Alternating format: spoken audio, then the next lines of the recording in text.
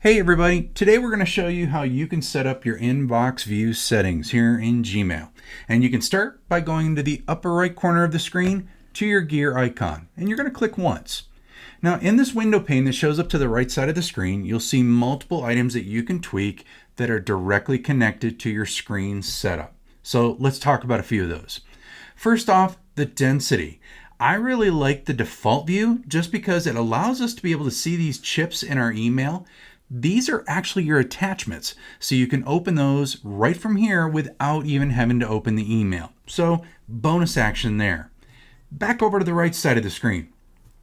Theme. In that right side in the middle of our window, you'll see that you can click on View All. This will pull up a bunch of photography and things like that that you can use for your background wallpaper, views, and overall themes. So select what you will that you're comfortable with. And below that, you'll see inbox type. One of the most common requests that I've seen over the years is Unread First. This will select all of your unread emails, pop them up to the top of your inbox, and everything else will be down below that you've already opened and read. But you've got some other options you can change up on the fly if you'd like as well. And then the last thing you'll see down near the very bottom is going to be the reading pane and email threading. So reading pane. Microsoft Outlook, you probably have a split screen view. You can access that here with going to either right of inbox or horizontal view with below inbox. And then just below that, you'll see an option for email threading.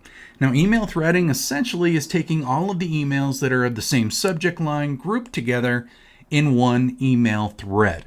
So it's convenient because now you don't have to search for those throughout your inbox. Just know that if you turn this off, every single message that comes into your inbox will be disconnected from each other. It will just be a singular email. It's kind of an all or nothing setting.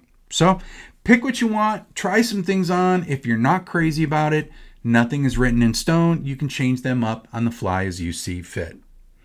All right, well, until we meet again, have a great rest of the day and look more for additional videos on how to get started in Google Workspace.